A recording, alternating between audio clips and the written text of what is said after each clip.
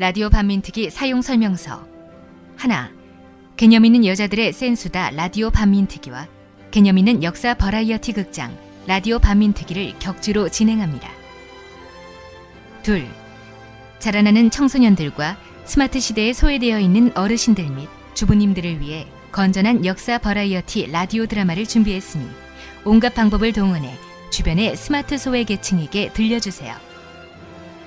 셋, 길면 5년, 죽도록 견디기 힘들 때에는 국민의 수다 코너에 나오셔서 자유롭고 세게 자신의 이야기를 들려주세요. 넷, 라디오 반민특위는 청취자들의 후원이 있는 한 진행자들이 장금이 아닌 강금이 될 때까지 계속됩니다. 농협 352-0399-131943 강삑분 앞으로 군자금을 보내주세요.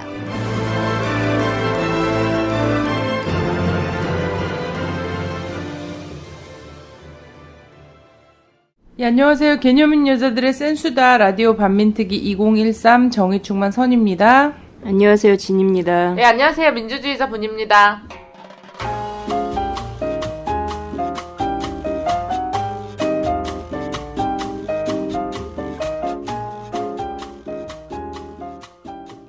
네, 즐거운 초여름이네요. 아, 더 뒤지겠어요. 땀이 막 줄줄 나가지고 막 아유. 8월달 같아요. 피서 가야 되는 거 아니에요? 아니, 한창 추워서 부들부들 떨다가 우리 지금 고향집에 매실도 안 열리고 앵두도 제대로 안 열렸던 거예요. 냉해 때문에.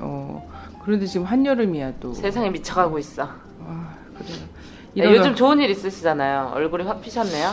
저의 희노애락은 다 조국과 함께하기 때문에 남북 당국자회담을 얘기하는 거죠?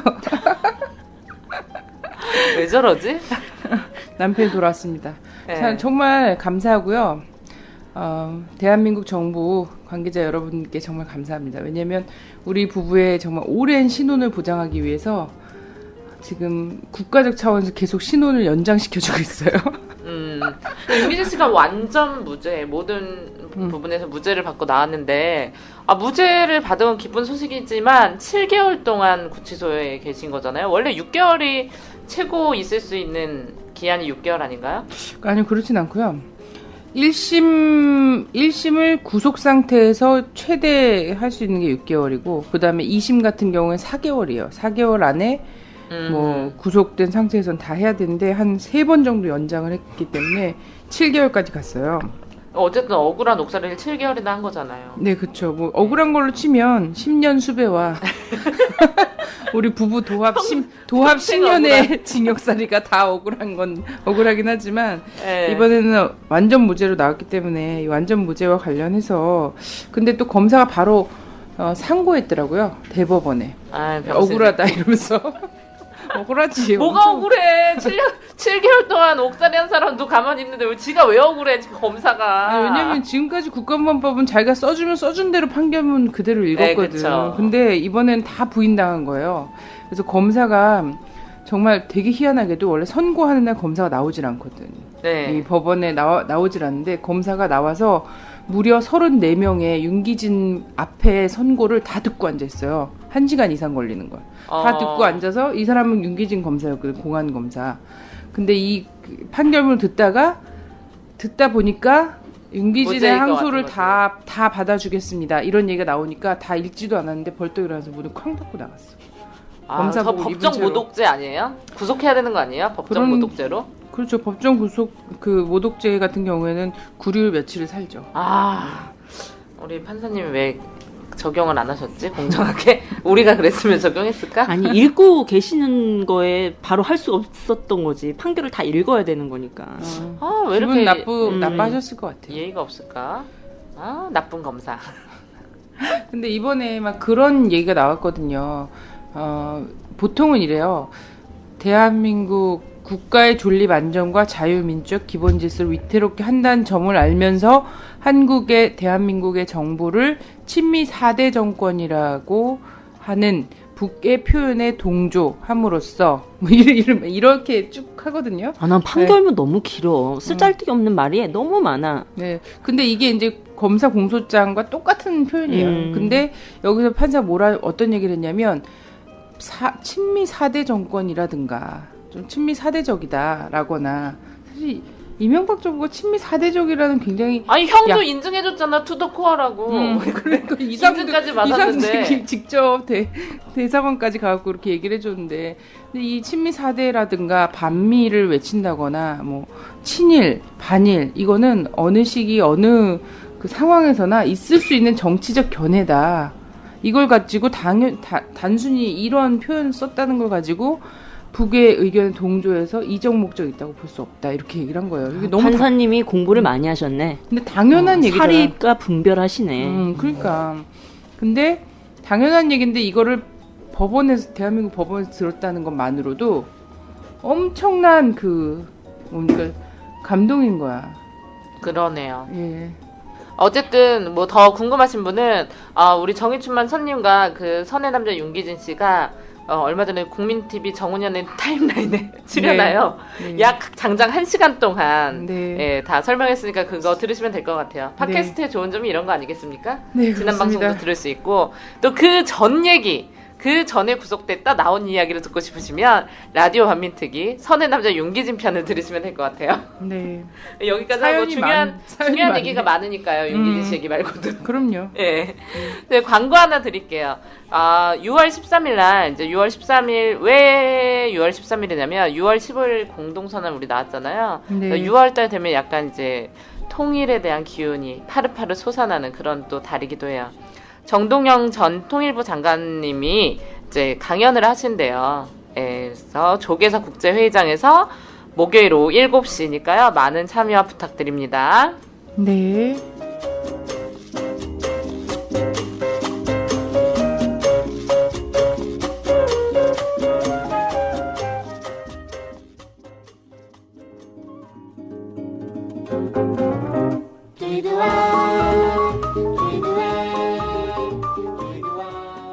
자, 저희가 국립현충원의 라디오 반민특위가 6월달 역사기행 국립현충원으로 갔거든요. 그래서 현충원에서도 굉장히 외진 곳인 임정 요인들과 그리고 항일 애국 지사들의 묘역을 참배를 했고요. 특별히 가장 높은 곳에 모셔져 있는 묘소가 내 무덤에 침을 뱉어라. 예 주인공 박정희 부부. 여기 또 묘소가 있더라고요. 유치해, 묘역이 진짜. 있어요. 근데 거기는 지나쳐서 그냥 지나치고 김대중 전 대통령 묘소에 갔습니다. 그래서 남북 당국자 대화의 성사와 성과를 기대하면서 저희가 묵념을 하고 예를 표했어요. 그랬더니 그 기운 때문인지 남북 지금 관계가 정말 전쟁이 코앞이다 막 이랬는데 갑자기 막 급 전환되지 않았습니까? 근데 그렇다고 해서 뭐 다 완전히 전쟁이 끝났다고 볼 수는 없죠. 만약 이 테이블을 갑자기 차려진 밥상 다 뒤집어 버린다면 예. 뭐 아니 그 역사기행 얘기로 잠깐 돌아가서 우리 회원들이 전날 역사기행 가기 전날 걱정을 하시더라고요. 전 대통령 묘소를 가기로 했는데 거기를 임정요인 묘소를 보고 글로 가는 길에 박정희 묘가 있기 때문에 이걸 어찌해야 할까? 우리가 거기를 지나가야 하나? 자기 너무 싫다. 이런 걱정을 막 카페에 올리셨더라고요. 근데 워낙 계단이 엄청나게 무슨 단군론군 보는 줄 알았어. 계단이 엄청나게 제가 볼 때 뉴라이트가 이제 역사 왜곡하기 시작하면 한 100년 이후에는 한반도의 시조는 박정희다라고 역사가 고쳐질 수도 있어요. 아니 이승만. 아 그러네. 국부. 국부잖아.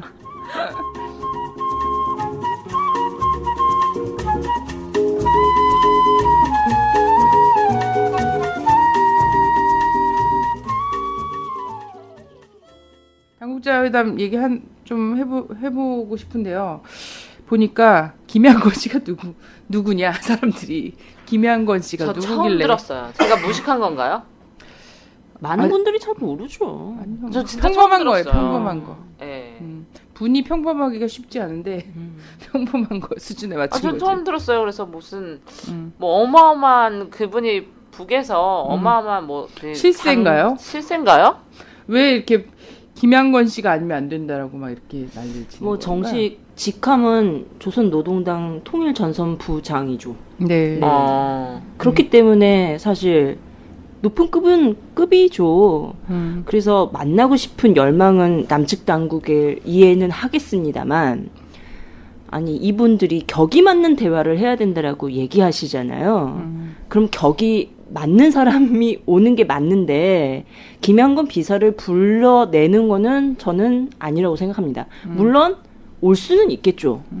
제가 북측 당국자는 아니기 때문에 올지 안 올지는 대표로 모르겠습니다. 안 오고 단원으로 오는 거 아니야? 하도 오라 그러니까. 그럴 수도 있겠네요. 아니 상대가 아니죠. 대화 상대가 아니면 그럴 수 있잖아요. 네, 근데 특별 게스트 뭐 이런 북한은 거? 사실 체제가 우리가 아는 체제가 아니잖아요. 우리가 익숙한, 우리가 사는 사회의 체제가 아니잖아요. 그러면 당국 간 회담은 국가 기관이 만나는 거잖아요. 네. 그래서 남북 대화의 주무부처인 통일부 장관이 나가면 사실 북한의 내각의 주무부처인 조평통이 나갈 수도 있고 네. 당국 회담의 성격에 맞는 대표 단장이 올 수도 있는 부분인데 네. 거기를 조선노동당의 부장이 오라고 하는 거는 사실상 이게 말이 안 맞는 프로토콜인 거죠. 제가요 예. 김양건 씨를 만나봤는데요. 장난 아니다 언니들. 언니들 장난 아니야. 나 어떡해? 김양건 씨 만나봤는데 제가 개인적으로 드리고 싶은 말씀은 조평통에서 나오시나 통일전선부에서 나가시나 그 결과가 관철되는 거에는 전혀 하등 지장이 없기 때문에 마음 놓으셨으면 좋겠다. 말이 통일부 장관이 주무부처이지만 사실 부끄럽습니다. 저는 주무부처가 박근혜 대통령이라고 생각합니다. 사실 통일장관이 얘기한 거 다 뒤집어 놓은 게 박근혜 대통령인 거잖아요. 사실 신뢰를 쌓고 싶다는 저는 정말 할 수 있는 건 정상회담이 지름길이다. 이 당국자 회담 하지 마십시오. 저는 그냥 정상회담으로 직방으로 가는 게 남북 간에 정말 신뢰를 쌓을 수 있는 지름길이고 모든 문제 일거에 해결할 수 있는. 아니 근데 이거 뭐 나오는 사람 놔두고서는 땡깡 부리는 거 보니까 나는 그랬고 그러려면 차라리 특정할 필요도 없이 딱 정상은 명확하잖아. 그렇죠. 남쪽에서는 박근혜 대통령이 나가시고 북에서는 김정은 제1위원장이 나오시면 된다. 나오고 예. 이렇게 하면 딱 되는 건데 만약에 정상회담 하기 전에도 이럴 것 같아 막 아니다. 김일성 주석을 내보내라. 나는 요즘에 어떤 게 실세인, 있냐면 실세인. 어떤 게 있냐면 종편에서 이것을 관련해서 굉장히 유치한 보도 형태를 보이고 있잖아요. 박근혜 씨가 이제 대북 강경 정책을 씀으로써 북한이 기어 나오고 있다. 뭐 이런 평가를 하루 종일 하거든요. 아침부터 밤까지. 그래. 근데 또 자료도 조악하기 그지 없어요. 했던 것도 하고 했던 것도 왜 북에 대한 자료가 별로 없어. 그러니까 맨날 탱크 연습하는 거 그거 맨날 보여주면서 뒷 배경으로 깔아놓고 김양건 씨 그 사진 리플레이로 한 500번씩 보여줘요. 종편에서 요즘에 이렇게 생긴 사람이다. 동그라미 막 쳐가면서 막 얼굴에다가 이걸 보면 나 어떤 생각이 드냐면 옛날에 우리 평화의 때 성금 거둘 때 맞아. 맨날 뉴스에서 시뮬레이션 보여주면서 막 물 잠기고 거의 그런 보도 행태가 아닌가. 정말 언론이 정말 무슨 아니 그래도 공상과학도 아니고 그 종편의 기조대로 댓글이 달리고 있어. 이거 관련해서 당국자회담 관련하고 댓글하면 역시 난 깜짝 놀랐어요. 역시 퍼주기 안 하니까 우리나라 나오네 뭐 이런. 네티즌들이 난 그렇게 당국자 회담이 관심이 많을 줄 몰랐어. 왜 이렇게 댓글이 많아? 그래서 내가 보기에는 그 심리정보국 있잖아요. 거기가 아직 해산을 안 한 것 같아요. 국정원에서 해산 안 시킨 거 나 같고. 같아도 해선 안 하죠. 지금 처벌도 안 받고 뭐 당당하게 활동하고 있는데 왜? 그래서 여전히 댓글을 그렇게 달고 있는 것 같고 굉장히 신기한 건 뭐냐면 이명박 같은 경우에는 천안함 사과하지 않으면 대화 없다 이렇게 얘기했잖아요. 천안함 사과하지 않으면 대화가 없다. 그래서 중간에 한번 천안함 갖고서는 북에선 사과는 아니지만 남쪽에서 들으면 사과인 것처럼도 보일 수 있는 거를 하면은 하고 대화 좀 하자 하면서 이거 돈봉투 갖다 꽂아서 제가 돈봉투 집어 던지고 이거 막 있었잖아. 근데 돈가방. 이게 돈봉투 너무 약하다.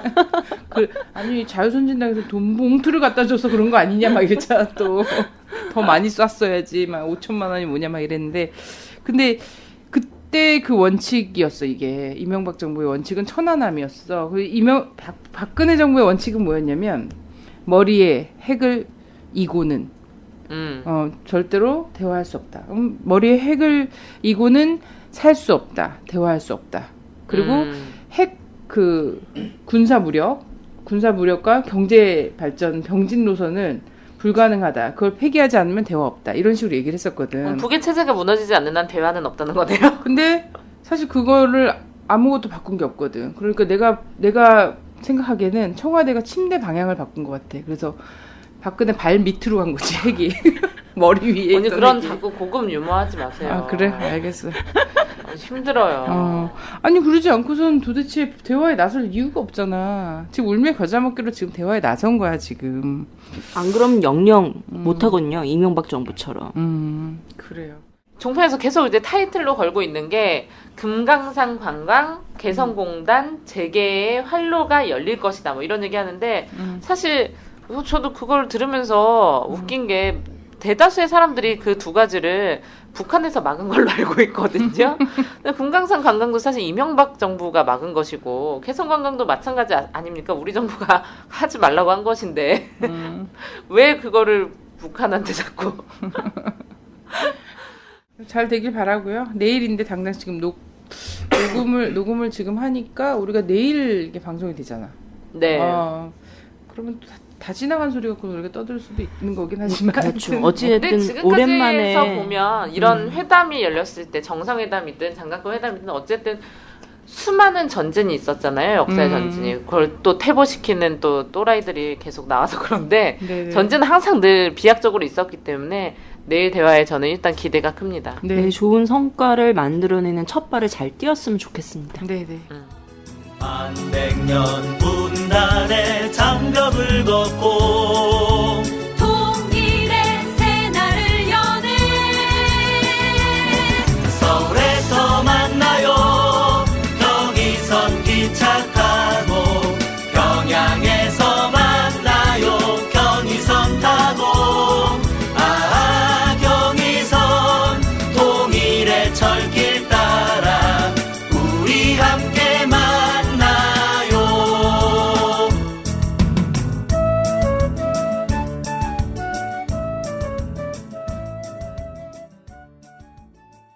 저희가 수다를 떠는 동안에 계속 기침으로 존재를 계속 존재감을 드러내신 표하신 네. 중년 신사분. 기침을 하라. 저희가 원래 또 게스트 분야에서는 세계 최고의 전문가들만 모시잖아요. 네네. 네. 역시 또 친일파 연구에 계보를 잇는 분이시죠. 네, 역사적인 인물이시죠. 네. 깔때기 익숙지 않다고 하시더니 회복이 원래 나왔습니다. 벌써 사진이랑 찍어가지고요. 목소리가 익숙하시죠? 예. 저희 아까 말씀드렸던 정운현의 타임라인 예. 진행하시기도 하는데 국민TV 대표이사 아니요, 저는 보도 편성 담당 이사입니다. 보도 편성 담당 이사. 여러분 반갑습니다. 예, 원래는 언론인 활동을 한 20년간 기자 생활 하시지 않으셨어요? 제가 84년에 중앙 입사했으니까 어쨌든 이제 사회생활 한 지는 올해가 29년. 네네. 29년인데 중앙에 98년까지 있다가 서울신문 잠시 가 있다가 오마이. 2002년에 오마이뉴스 갔다가 2005년에 친일진상규명위원회를 가면서 언론계를 떠났죠. 네. 한국 사회의 그 크고 작은 일들을 정말 몸소 체험하고 계셨겠네요. 정말 아이고. 그 전국이 막 들썩들썩했던 시기인 거잖아요. 그렇죠. 예. 제가 태어난 해는 59년생인데요. 이제 78년에 대학에 들어가서 제가 2학년 때 이제 11.6이 있었고요. 80년에는 제가 군에 가 있었습니다. 근데 제가 5월달은 아니고 그제가 60입니다만은 87년 쭉 그때는 직장을 다닐 때이긴 합니다만은 제 나이에 맞게 제가 아주 옛날 거는 모르지만은 그 시대를 그래도 목격하고 또 들어는 또 아파하기도 하고 선생님 그렇게 그러면 살아왔죠. 그 경남에서 나셔서 예. 대구에서 자라셔서 군 생활도 부산에서 하시고 예. 그리고 언론 생활을 중앙일보에서부터 시작을 하시고 예, 하셨는데 어떻게 친일 연구로 새시셨나요? 이걸 뭐라 그래? 중뿔난 짓이라고 임종국 선생님 임종국 평전 쓰셨잖아요. 예. 임종국 선생님 평전 쓰셨는데 거기에 임종국 선생님이 자신의 삶을 돌아보면서는 난 참 인생 일대를 중불난 짓 하고 살았다 이런 표현을 하는데 그렇죠. 나중에 혹시 기회가 되면 제가 원문을 네. 한 대 읽어 드릴 텐데요. 어떻게 중불난 짓을 하게 되시는데 말씀드린 대로 경남 지리산 자락에서 태어나서 10살 때 대구로 가서 거기서 초중고대를 마치고 나중에 부산에서 군대 생활하고 또 안동으로 장가까지 갔어요. 그래서 중앙일보를 입사하게 된 것은 84년에 9월 30일이 시험이 날짜였는데요. 그해 업종 불문 첫 시험일입니다. 그러니까 뭐 일반 회사, 그다음에 공기업, 신문사 할 것 없이 그해 9월 30일이니까 사실 입사 시험 치기는 좀 이런 계절이죠. 그해 다른 뭐 신문 방송사 다 차치하고 첫 시험인데 뭐 그냥 어떻게 돼서 그냥 또 그때는 지금의 조중동처럼 중앙일보가 또 그렇지도 않았어요. 지금 조중동은 힘이라도 있죠. 그 당시 언론 전체가 중앙일보뿐만이 아니라 언론 전체가 그냥 노태우한테 가서 각하 제 술 한잔 받으십시오 이러고 있던 시절이니까 이른바 그래서 그때는 뭐 어느 신문을 가도 사실은 선택지가 없었어요. 선택지가 그 시절이 바로 그 무렵이었습니다. 그래서 저는 이제 어쨌든 신문사에 가서 일을 해보겠다고 준비는 한 사람이고 친일 숭미의 살얼 잃었다. 친일파는 살아있다. 반민특위 재판 기록 이거 다 정리하셨잖아요. 예. 이런 거 쭉 하시고 임종국 평전 쓰시는 그리고선 지금도 그리고 결국은 친일 반민족 행위 진상규명위원회 사무처장 하셨죠. 예. 사무처장까지 하시는 이렇게 하셨나? 어떤 계기로?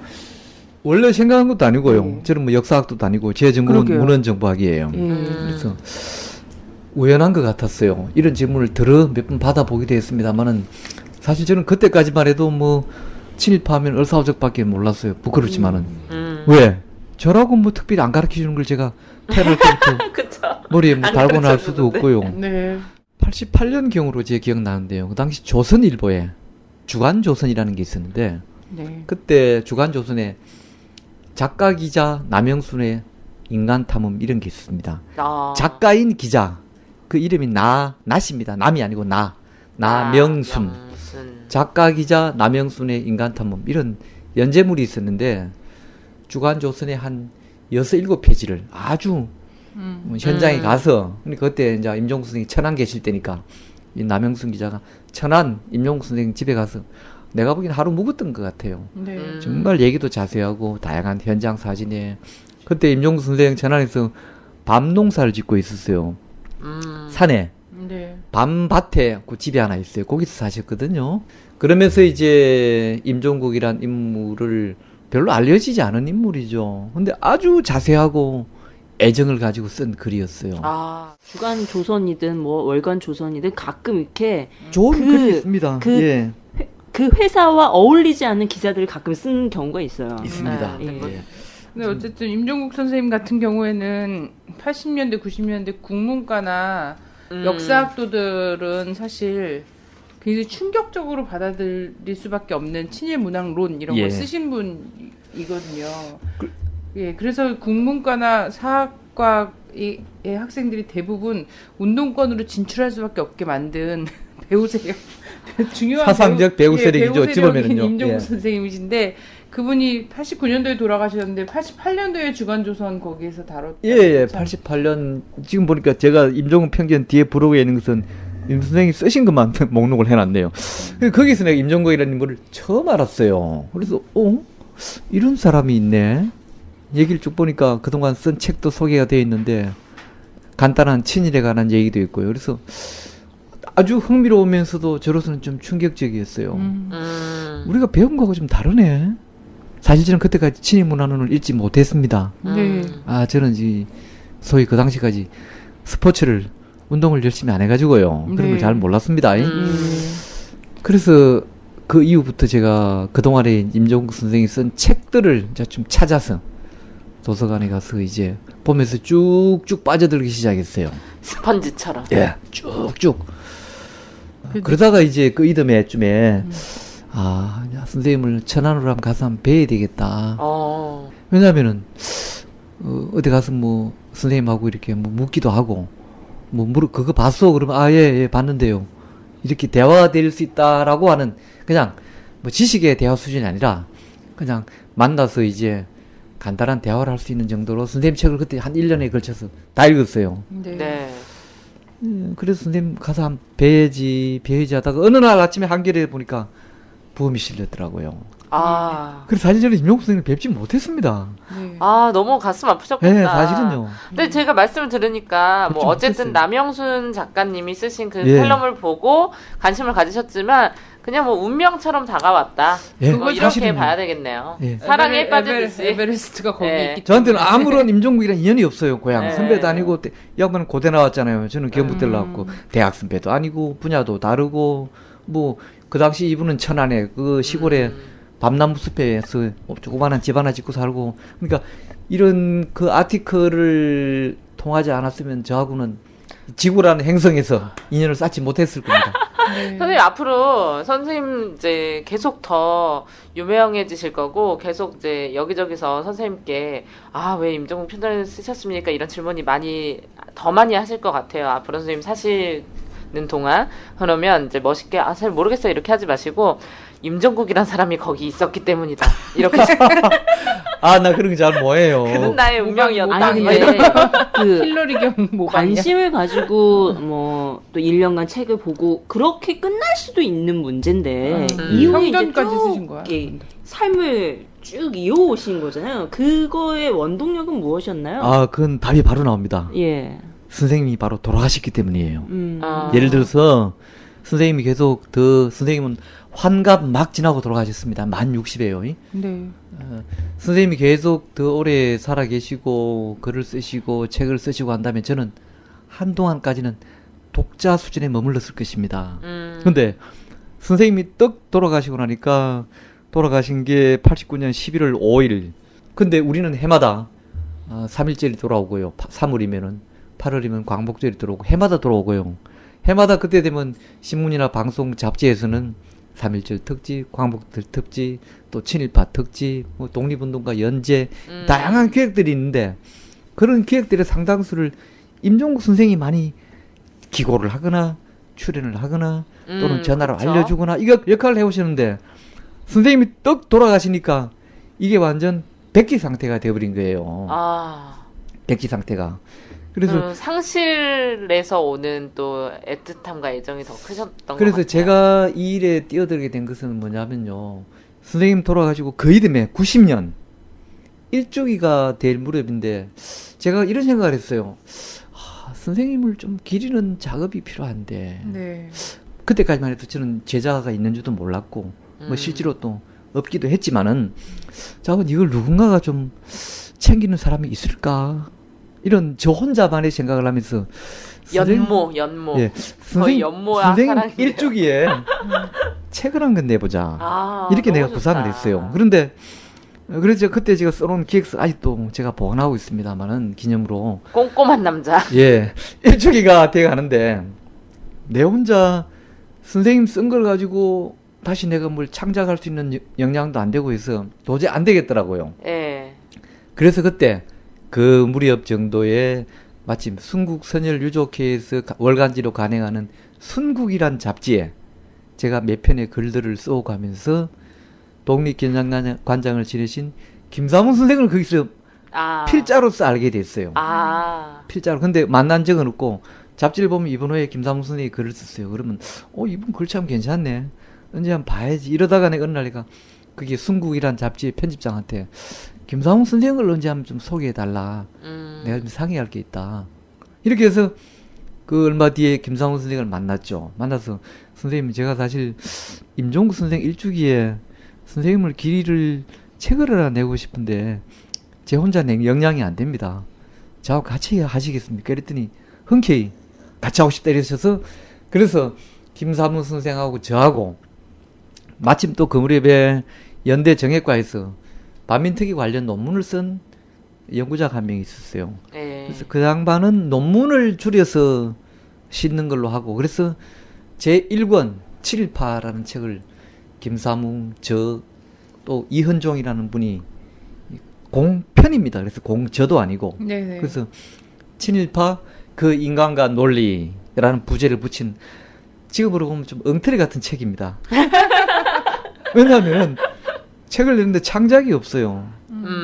그래도 저는 충분히 의미가 있었던 것 같아요. 그런데 그 책을 냈더니만 한겨레에서 사회면에서 그걸 탑으로 받았어요. 제목이 임종국 이을 후학 나타났다.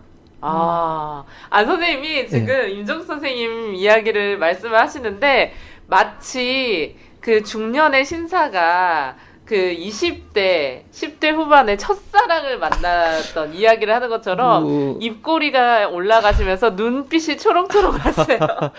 뭐 저한테는 제가 지금까지를 살아온 동안에서 가장 저한테는 영향을 많이 준 분 중에 한 분이죠. 민족문제연구소는 사실 그 이듬해에 출범합니다. 우리 책이 먼저 나왔습니다. 뭐 꼭 시기를 제가 논하자는 건 아닌데 물론 임종국 선생 돌아가시고 난 뒤에 그 빈소에서 뜻있는 분들이 모여서 선생님의 유지를 이어서 뭐 연구소를 만들자. 그 논의는 있었다고 들었습니다만은 우리는 그런까지도 미리 감안하지 않고요. 자, 제가 선생님 일죽인데 이거 그냥 지나가는 건 좀 그렇다 이거는.